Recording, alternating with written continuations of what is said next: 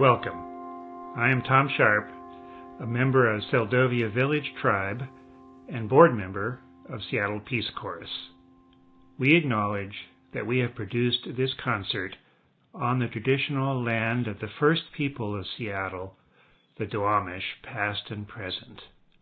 We honor with gratitude the land itself and the Duwamish tribe.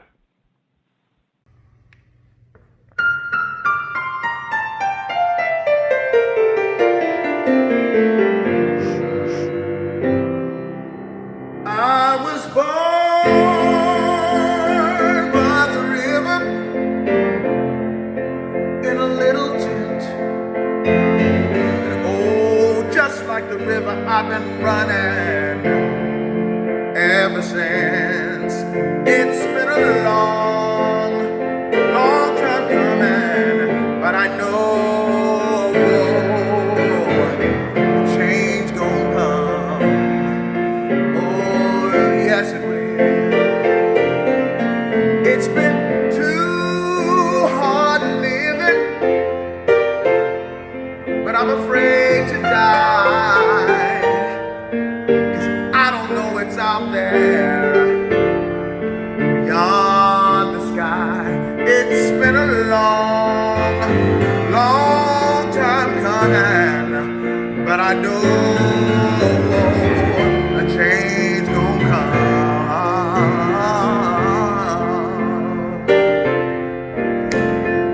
Then I go to the movie and I go downtown, but someone keeps telling me don't hang around. It's been a long, long, long, long, long time coming, but I know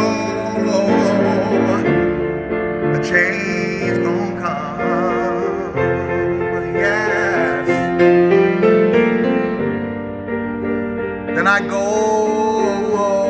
to my brother, yes, and I say, brother, won't you help me, please?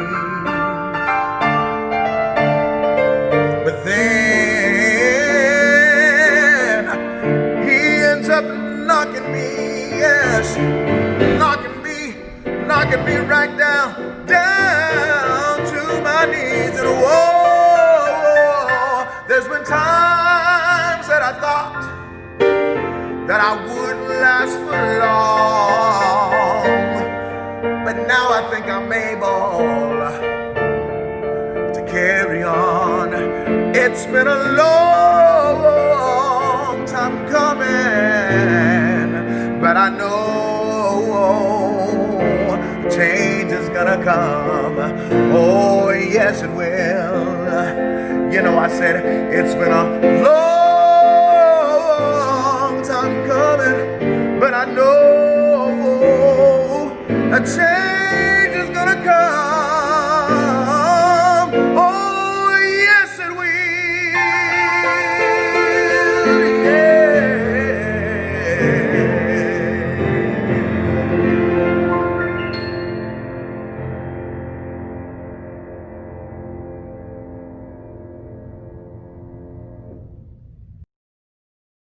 We shall be known by the company we keep, by the ones who circle round to tend these fires. We shall be known by the ones who sow and reap the seeds of change alive from deep within the earth. It is time now. It is time now that we thrive. It is time we lead ourselves into the well. It is time now, and what a time to be alive. In this great turning we shall learn to lead in love. In this great turning we shall learn to lead in love. We shall be known by the company we keep, by the ones who circle round to tend these fires. We shall be known by the ones who sow and reap the seeds of change alive from deep within the earth. It is time now. It is time now that we thrive. It is time we lead ourselves into the well. It is time now, and what a time to be alive. In this great turning we shall learn to lead in love. In this great turning we shall learn to lead in love. We shall be known by the company we keep, by the ones who circle round to tend these fires. We shall be known by the ones who sow and reap the seeds of change alive from deep within the earth. It is time now. It is time now that we thrive. It is time we lead ourselves into the well. It is time now, and what a time to be alive. In this great turning we shall learn to lead in love. In this great turning we shall learn to lead in love. In this great turning we shall learn to lead in love. In this great turning we shall learn to lead in love.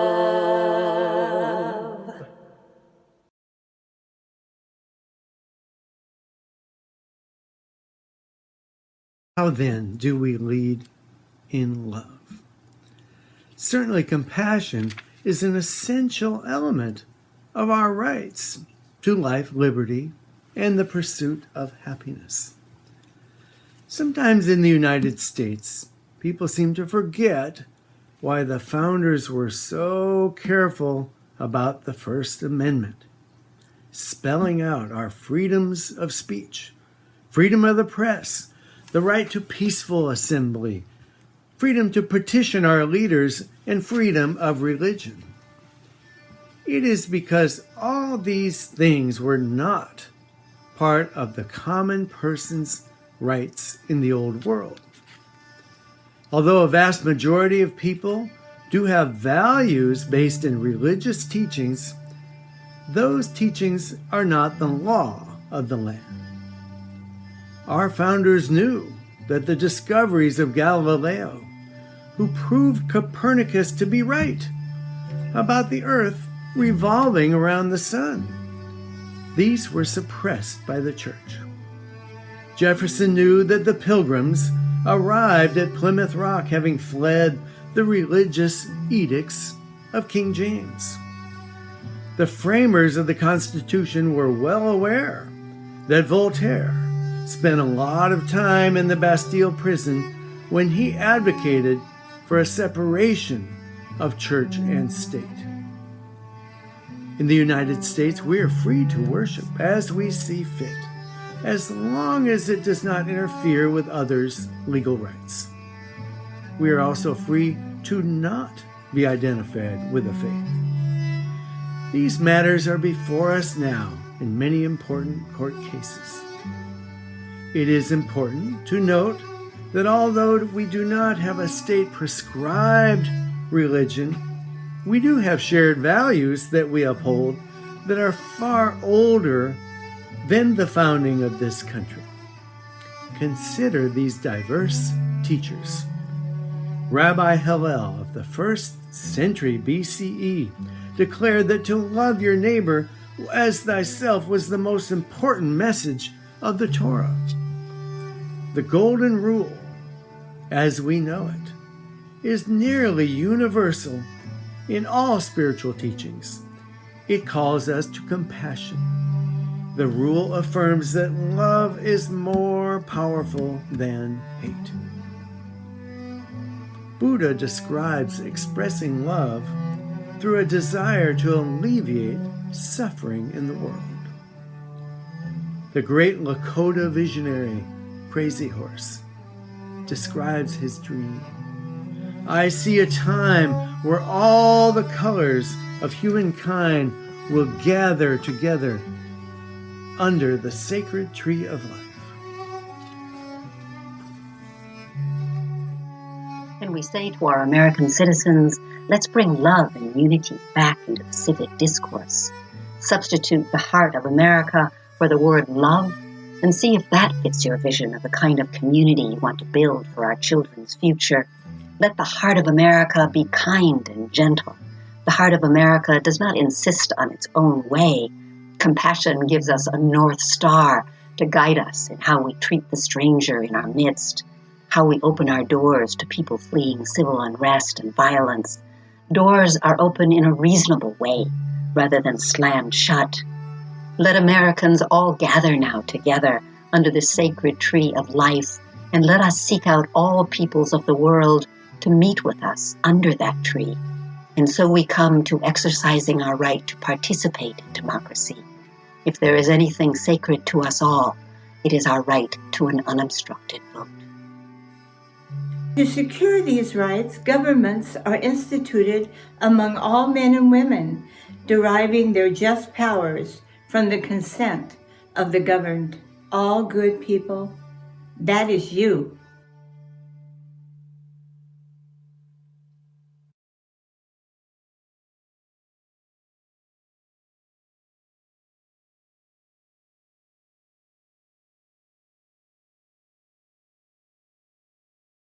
There are dogs in the yard, howling at the moon.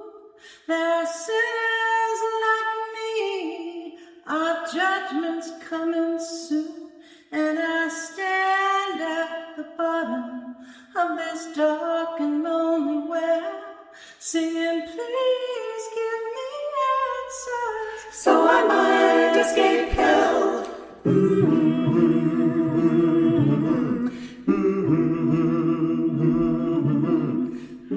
I watch from my window as they gun down unarmed men, trying to say it's not my problem, couldn't happen to my friends, but the truth is they're my brothers, and they're my countrymen, and if we lose our better angels, we won't get them back again. Come on and raise your voice above the raging seas. We can't hold our breath forever when our brothers cannot breathe. Come on and raise your voice above the raging seas. We can't hold our breath forever when our sisters cannot breathe.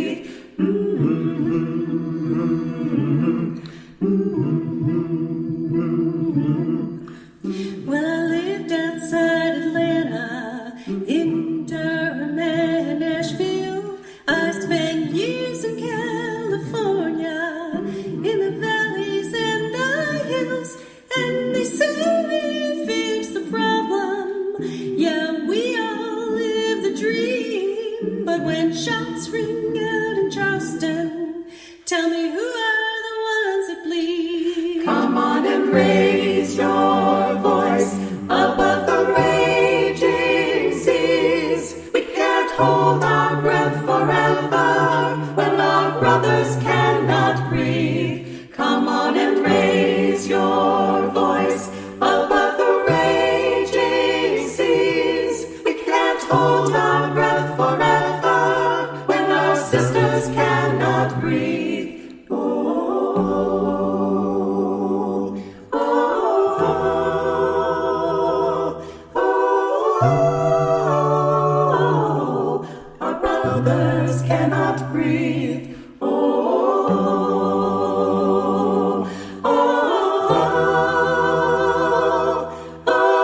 Oh,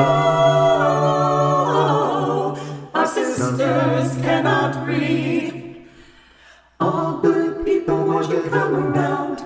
Won't you come around? Won't you come around? All good people, won't you come around? Won't you come around?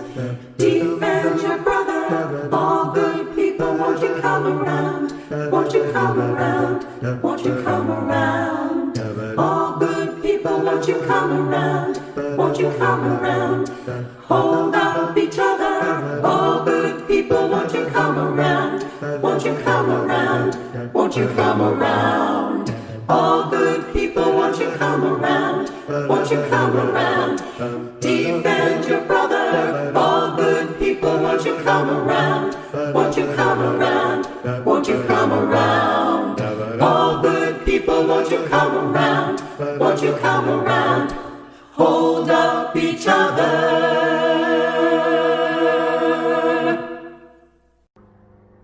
Yes, we must hold up each other.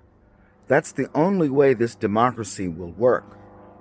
Our common unifying goal, the prize, is equality, fairness, justice, and peace.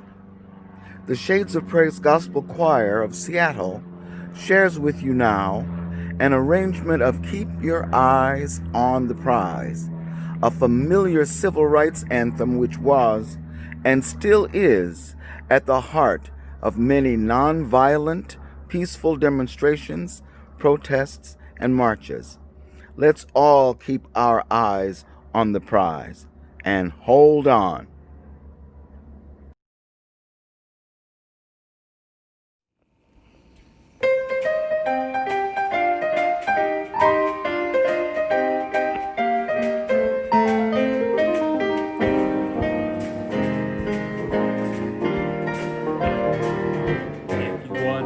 Justice, let me tell you how.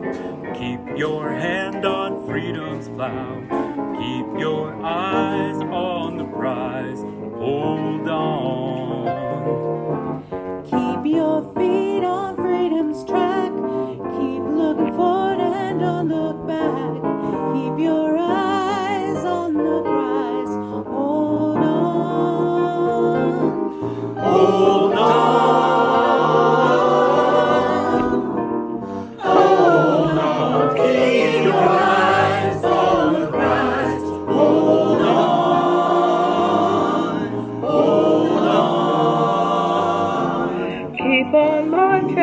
Don't you tire, every day we go higher and higher.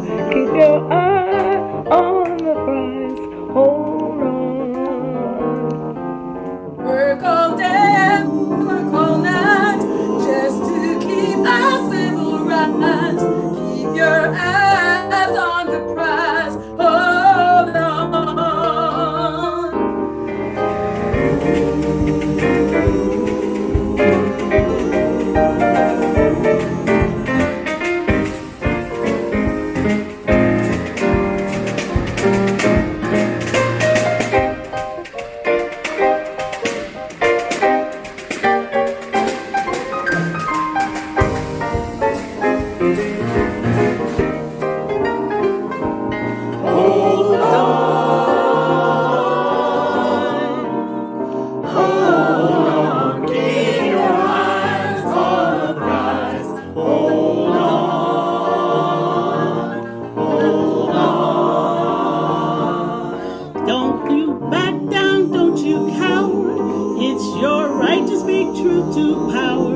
Keep your eyes on the prize, hold on. Keep on marching, keep the pace. We must elevate the human race. Keep your eyes on the prize. Hold on. Hold on. Hold on. Keep your eyes on the prize. Hold on. Hold on.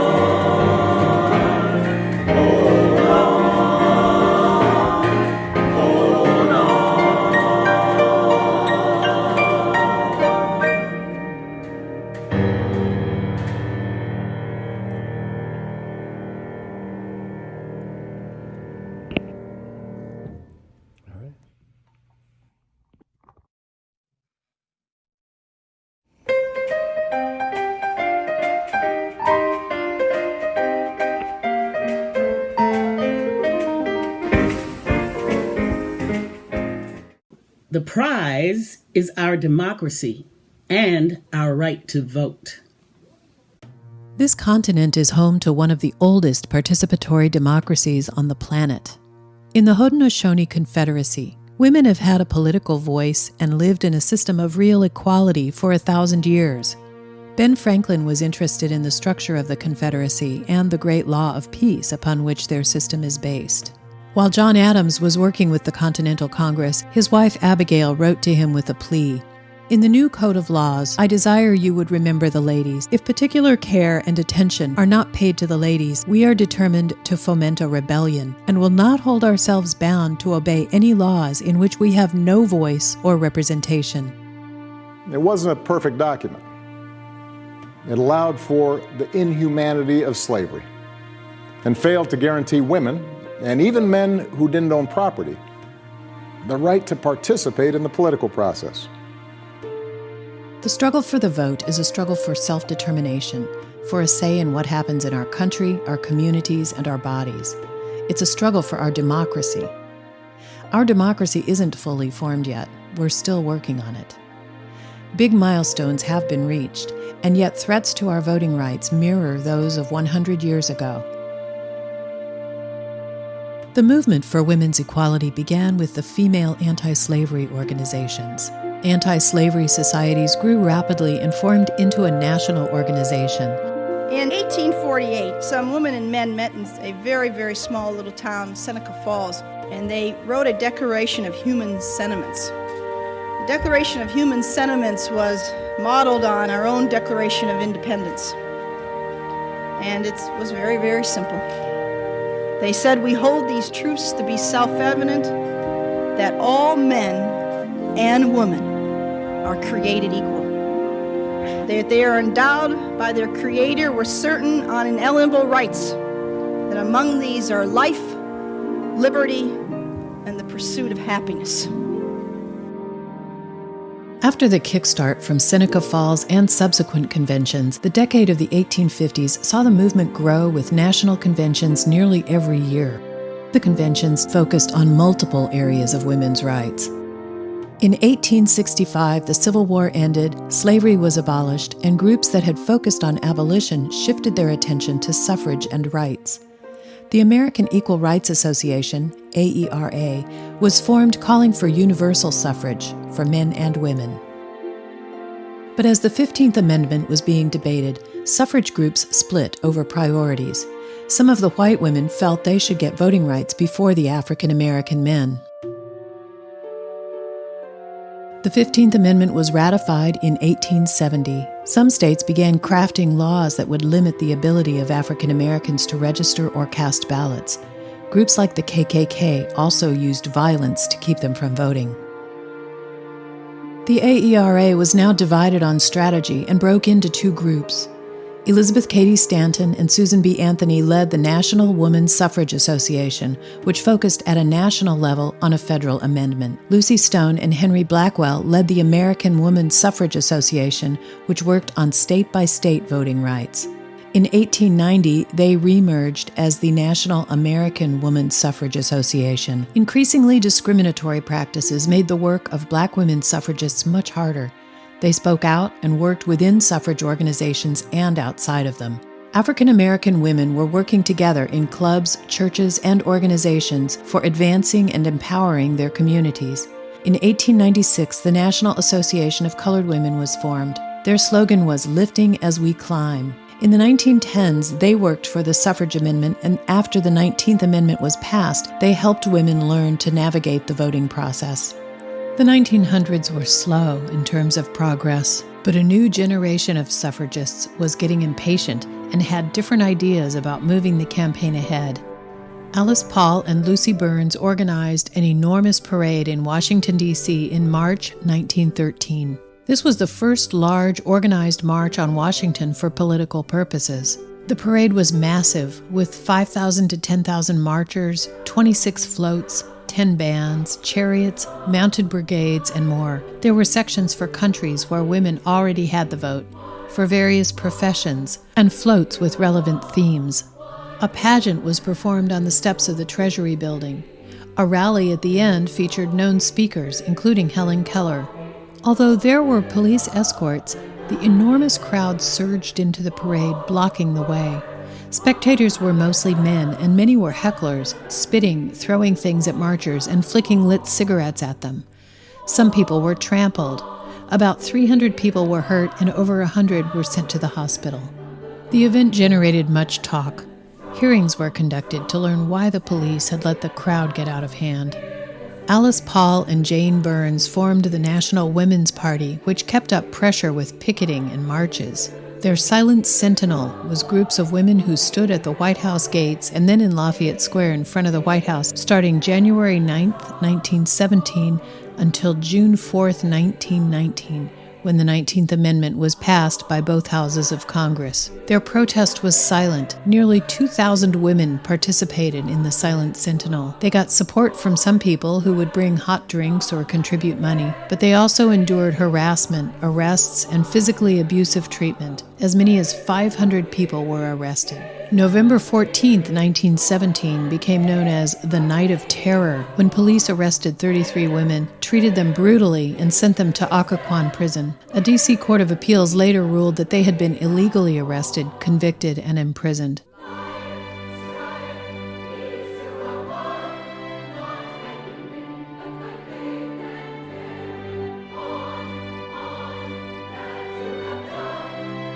When the suffragists were stopped at the state level, they went to the federal level. When they were stopped at the federal level, they went to the state level, and they kept it up.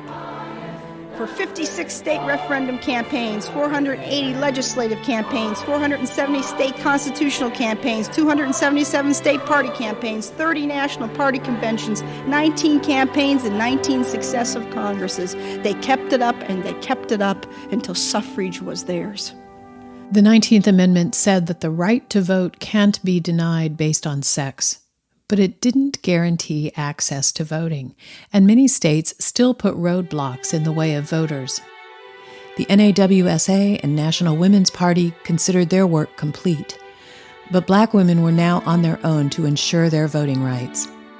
People like Fannie Lou Hamer put their lives and safety on the line to fight for the right to vote and participate fully in our democracy. She experienced the repeated obstacles that prevented her from voting, but she persisted. She testified before Congress about the near-fatal police brutality she experienced when arrested on a bus trip with other activists to the Southern Christian Leadership Conference in South Carolina. Her testimony captured the nation's attention, and she continued to organize voter registration drives and work for voting rights. Her efforts and others contributed to the drive for passage of the Voting Rights Act of 1965. In 2013, the U.S. Supreme Court rolled back voter protections in the Voting Rights Act in the Shelby County v. Holder decision. Attacks on voting rights since that time include rollbacks to early voting, unjust voter purges, and strict photo ID laws that make it harder for young people, women, people of color, and individuals with low incomes to register and exercise their right to vote. There are many legacies of the 19th Amendment to explore, and much more work to do, not only for the benefit of women, but also, of course, for the benefit of our entire democracy. We must overcome the barriers to full democratic participation. We must achieve full enfranchisement for those who, by law, currently have the right to vote, and others who, in a just society, should have the right to vote.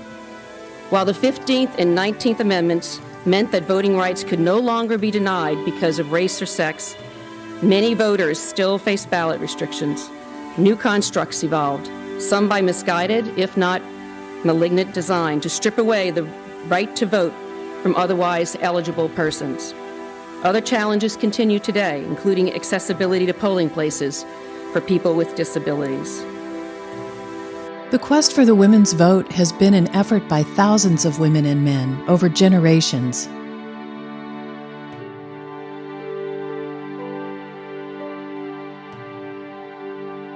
Has to be said that the voting booth is the one place on earth where the single mom and the corporate executive are equal, where the very richest and the very poorest are equal. We should make every effort to assure that people who want to vote get the chance to vote. So we have to get busy by voting like never before.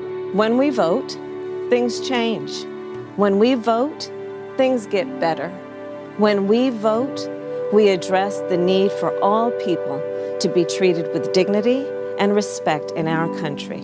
I would like to show my granddaughters that the equal citizenship stature of men and women is a fundamental human right.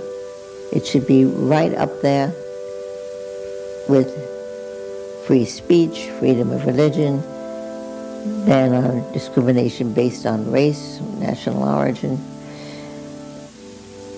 So I think, our Constitution says we the people, in order to form a more perfect union, the union will be more perfect when that simple statement that men and women are persons of equal citizenship stature is part of our fundamental instrument of government.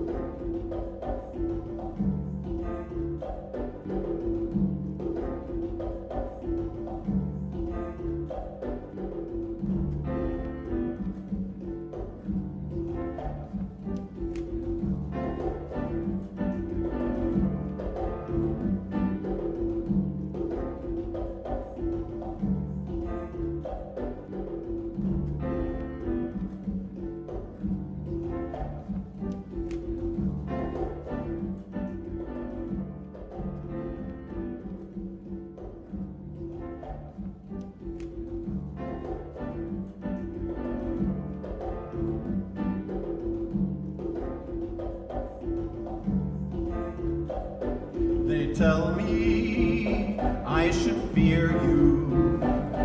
They tell me lock the door. They tell me to reject you when you come to our shore. But what if my ancestors were all so turned away? I would not even be here. And this is why I say, you are my sister, you are my friend. Your right to come here, I will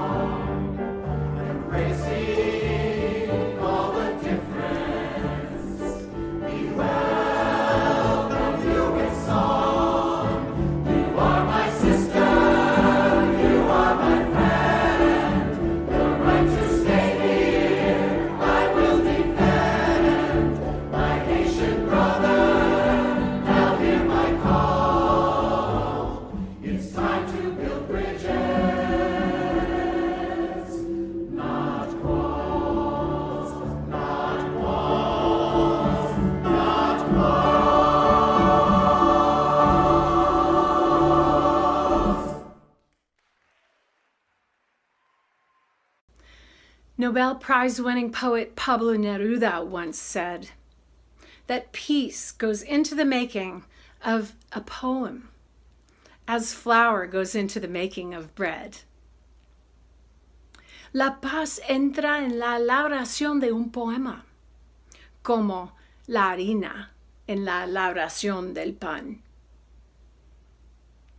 Please join us tonight as we listen to the inspiring epic poem of Harlem Renaissance poet Langston Hughes, as he calls us to unite around the highest vision of America coming together for the good and the peace of all people.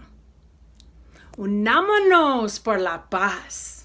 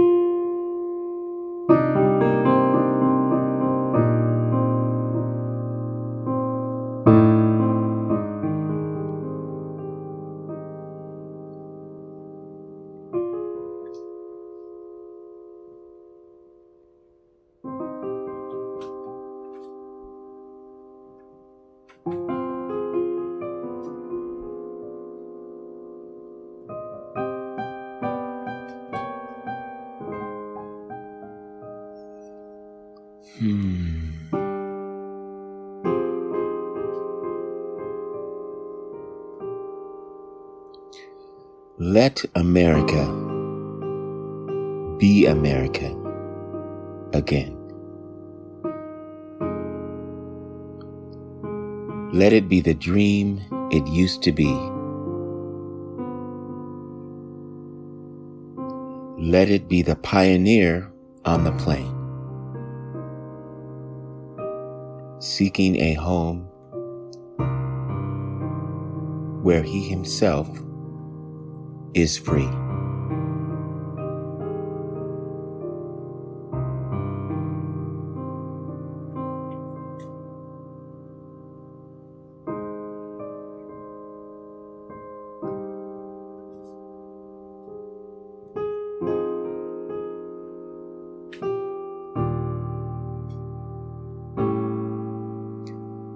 America never was America to me.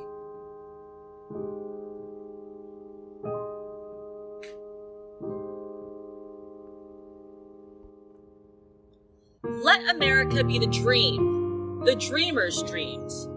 Let it be that great, strong land of love, where never kings connive, nor tyrants scheme, that anyone be crushed by one above. It was never America to me.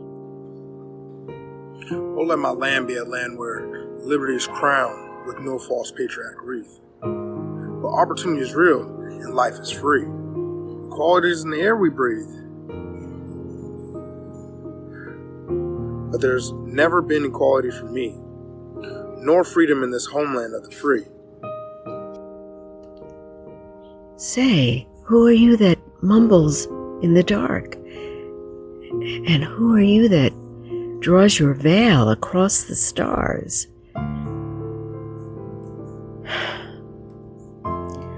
I am the poor white, fooled and pushed apart.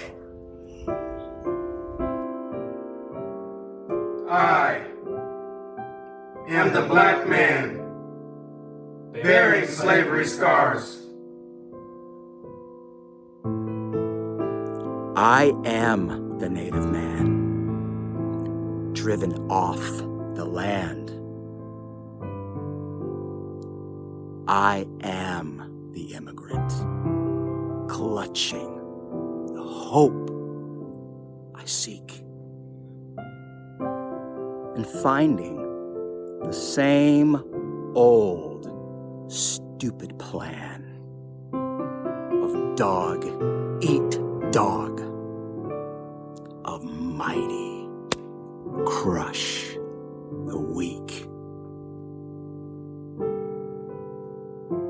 I am the young man, full of strength and hope, tangled in that ancient, endless chain of profit, power, gain, of grab the land, of grab the gold, of grab the ways of satisfying need, of work the men, of take the pay, of owning everything for one's own greed.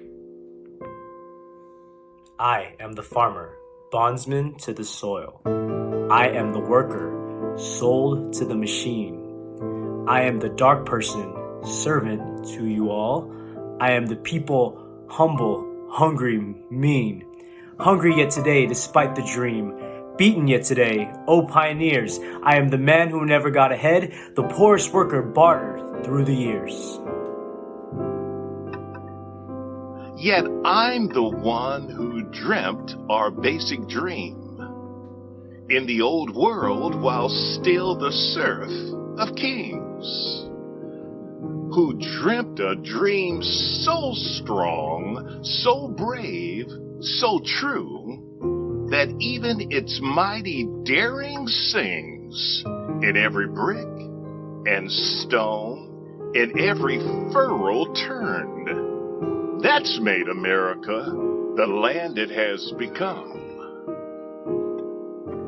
Oh, I'm the one who sailed those early seas in search of what I meant to be my home. For I'm the one who left dark Ireland's shore and Poland's plain and England's grass sea. And torn from black Africa's strand I came to build a homeland of the free. The free? Who said the free? Not me. Surely not me. The millions on relief, welfare today? The millions who have nothing for our pay? For all the dreams we've dreamed and all the songs we've sung? For all the hopes we've held and all the flags we've hung? The millions who have nothing for our pay? Except a dream that's almost dead today. Oh, America, be America again. The land that never has been yet, and yet must be. The land where everyone is free.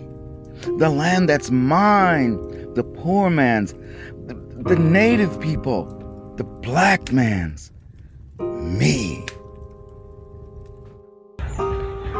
Who made America? Whose sweat and blood, whose faith and pain, whose hand at the foundry, whose plow in the rain, must bring back our mighty dream again. Sure. Call me any ugly name you choose. The steel of freedom does not stain from those who live like leeches on the lives of the people. We must take our land back again, America. Oh yes, I say it plain. America never was America to me. And yet, I swear this oath, America will be. Out of the wreck and ruin of our gangster death, the rape and rot of graft and stealth and lies, we, the people, must redeem the land, the mines, the plants. The rivers, the mountains, and the endless plain. All the stretch of these great green states. And make this land free again.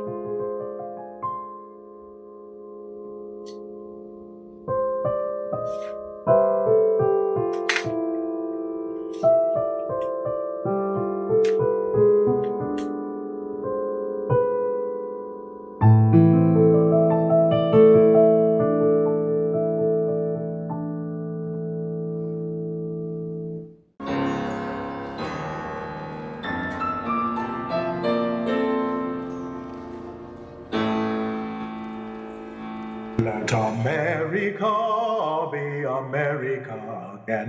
Let it be the dream it used to be. Let it be the pioneer on the plain, taking a home where all are free. Let America be America again. Let it be the dream it used to be.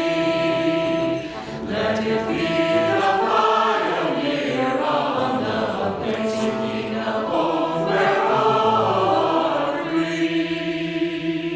America never was America to me.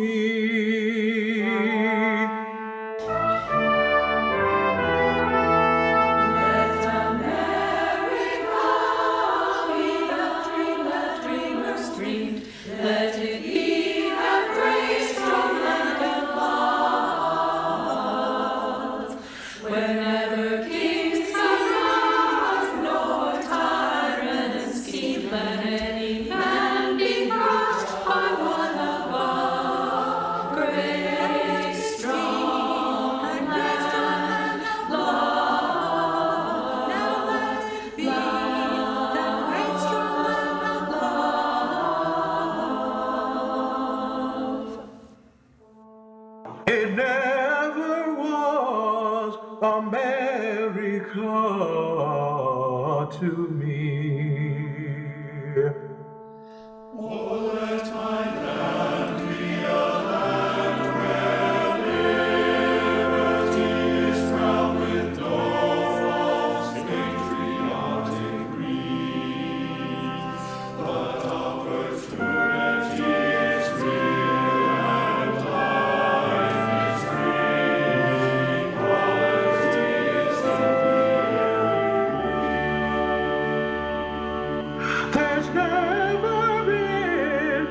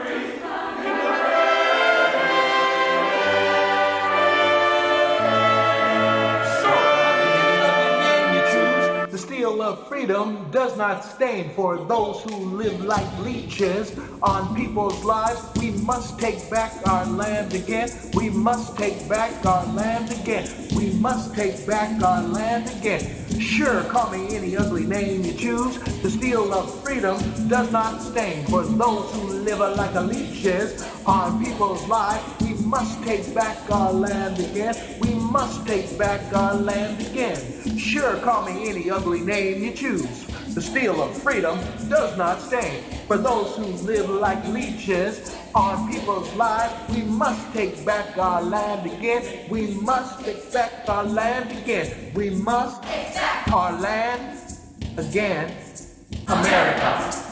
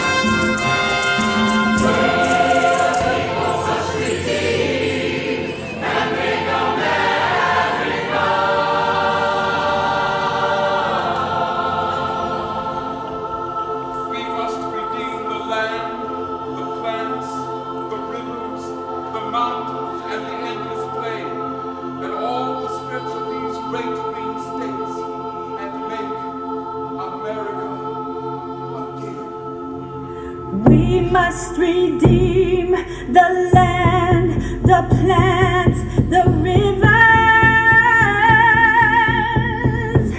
the mountains and the endless plain, and all the stretch of those green states, and let this land be free again.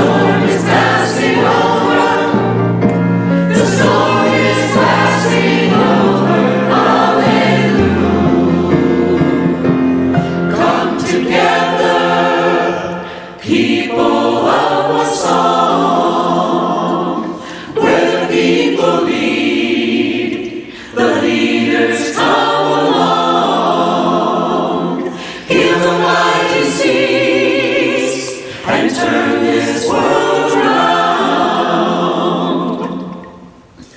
The storm is passing over, the storm is passing over, the storm is passing over. Hallelujah.